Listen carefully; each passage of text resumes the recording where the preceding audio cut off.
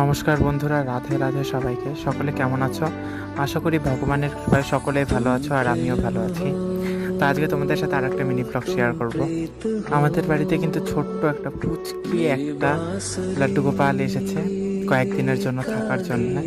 তো আমাদের পাশের বাড়িরই, তাদের যেহেতু বাচ্চা হয়েছে সেজন্য তারা এখন পুজো করতে পারবে না বলে আমার কাছে দিয়ে গেছে। তো আমিও তাকে খুব ভালোবেসে পুজো করছি। তো প্রথমে তাদের স্নান করিয়ে নিলাম, তারপর বস্ত্র পরিয়ে বসিয়ে রেখেছি একটু, তারপর তাদের শৃঙ্গার করিয়ে পুজো করব। তো আজকে আমি পুজো করেছিলাম মৌসুমী লেবু আর বাতাসা দিয়ে। তো এখন আমি আরতি করে নিচ্ছি। প্রথমে ধূপকাঠি, তেলের প্রদীপ, জলশঙ্খ, গামছা, চামর এগুলো দিয়ে আরতি করে নেব। তো তোমরা দেখতে থাকো সম্পূর্ণ ভিডিওটা, আর ভালো লাগলে লাইক, কমেন্ট, সাবস্ক্রাইব করে দিও। সকলে ভালো থেকো, সুস্থ থেকো। দেখা হচ্ছে পরের কোনো ভিডিওতে। রাধে রাধে।